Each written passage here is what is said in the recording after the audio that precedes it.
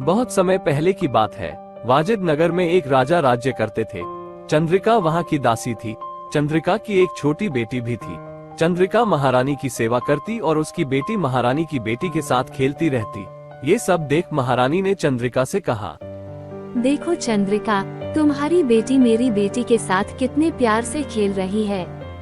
इस पर चंद्रिका कहती है, जी महारानी, मैं एक दासी हूँ और मेरी बेटी राजकुमारी के साथ खेल रही है। मुझे ये सब अजीब लग रहा है, कहीं कोई अनर्थ ना हो जाए। क्या बोल रही हो तुम भी? देखो कितने प्यार से खेलने में व्यस्त है दोनों। दिन सभा में राजा बैठे हुए होते हैं। अचानक एक सैनिक आकर राजा को समाचार देता है, हे राजन, हमारे राज्य में एक बहुत ही गंभीर बीमारी फैल गई है। यह एक बहुत ही अजीब प्रकार का बुखार है। अगर इसके संपर्क में कोई दूसरा व्यक्ति आता है तो वह भी इस बीमारी से ग्रसित हो जाता है। ये सुनकर राजा अत्यंत दुविधा में पड़ जाते हैं और कहते हैं, हमारे राज्य के राज्य वैद्य कहाँ है? में राज्य वैद्य वहाँ उपस्थित हो जाते हैं। मैं यहाँ हूँ। दरअसल मैं रोगियों को परख रहा था। मेरे पास इस बीमारी का अभी कोई इलाज नहीं है। मैंने देखा है कि यह बीमारी बहुत तेजी से बढ़ रही है और आसपास के लोगों को भी अपना शिकार बना रही है। महाराज कुछ समय तक सोचते हैं और कहते हैं, सेनापति, पूरे राज्य में ऐलान करवा दो कि कोई भी व्यक्ति दूसरे व्यक्ति से नहीं मिलेगा। सभी आपस में दो हाथ फैसला बनाकर रखेंगे। महाराज के आदेशानुसार सेनापति कुछ सैनिकों को लेकर राज्य में जाता है और ढोल बजाकर आदेश करता है कि गांव का कोई भी व्यक्ति दूसरे व्यक्ति के नजदीक नहीं जाएगा और परस्पर दो हाथ की दूरी भी बनाकर रखेगा। महाराज सभा में से अपने कक्ष में आते हैं। वो देखते हैं कि चंद्रिका की बेटी राजकुमारी के साथ खेल रही है। वह कहते हैं, चंदा, तुम्हें पता नहीं है, राज्य में गंभीर बीमारी चल रही है। जब तक बीमारी है तब तक तुम राजकुमारी के साथ नहीं खेलोगी और अपने घर पर ही रहोगी। ये सुनकर राजकुमारी कहती है, लेकिन महाराज, मैं अकेले कैसे खेलूंगी? इतने में चंदा खड़ी होकर अपने घर जाने वाली होती है कि तभी राजकुमारी बेहोश हो जाती है।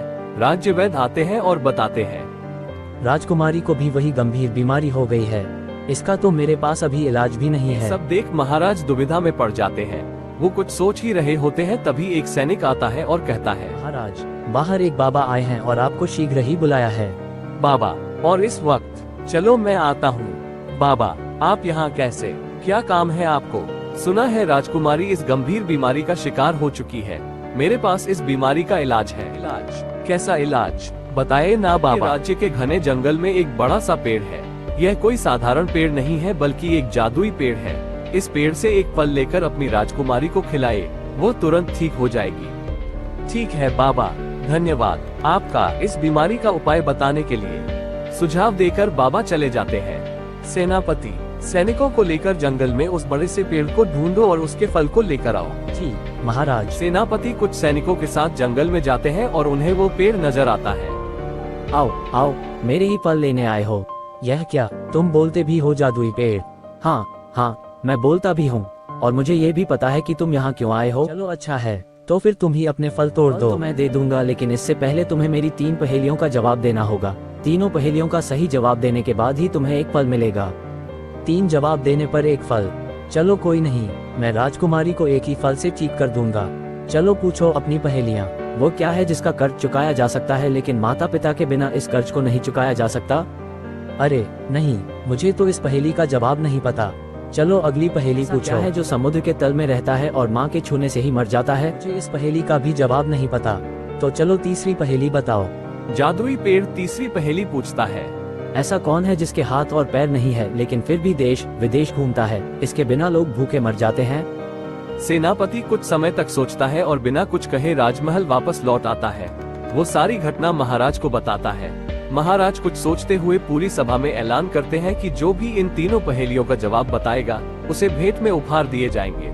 लेकिन सभा में बैठे हुए किसी भी दरबारी को इन पहेलियों का जवाब नहीं आता है। महाराज गुस्सा होते हुए कहते हैं, मेरी सभा में सभी मूर्ख ही भरे हैं। चलो तुम्हें तो मैं बाद में देख लूंगा। चंद्रिका अपनी बेटी को डांटते हुए कहती है, मना किया था ना मैंने, वो बड़े लोग हैं। अगर उनकी राजकुमारी को कुछ भी हो गया तो सारा इल्जाम तुम पर ही आएगा। नहीं माँ, राजकुमारी मेरी वजह से बीमार है। मैं जाऊंगी और उन्हें ठीक करके ही वापस लौट आऊंगी।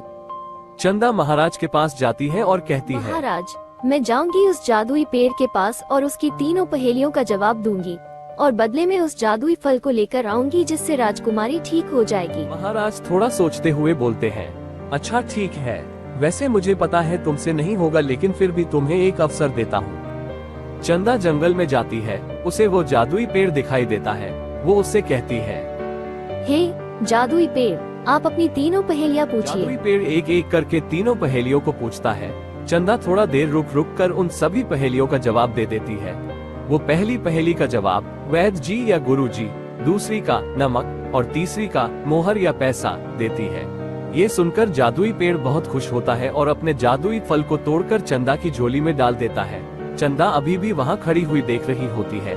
जादुई पेड़ कहता है, बेटी तुम अभी गई नहीं? चंदा कहती है, हमारे राज्य में राजकुमारी के अलावा भी बहुत सारे लोग इस बीमारी से पीड़ित हैं। मैं उनके लिए भी फल ले जाना चाहती हूँ। चाहो तो और भी पहेलियाँ पूछ सकते हो।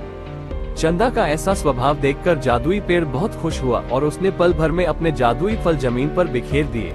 चंदा ने उन सभी फलों को समेटा और राज्य वापस लौट गई। राज्य पहुंचने के बाद राज्यवैद्य ने उस फल के रस को राजकुमारी के मुंह में डाला और देखते ही देखते राजकुमारी उठ खड़ी हो गई। ये देखकर महाराज और महारानी बहुत खुश हुए। महाराज चंदा से कहते हैं, बेटी मुझे माफ कर दो, मैं तुम्हें समझ नहीं पाया। आज से तुम भी मेरी बेटी हो। अब से मेरी एक नहीं बल्कि दो बेटियां हैं। महाराज चंदा को गले लगाते हैं और राजकुमारी यह सब देखकर बहुत खुश होती है। इस कहानी से आपने क्या सीखा, नीचे कमेंट में हमें जरूर बताएं।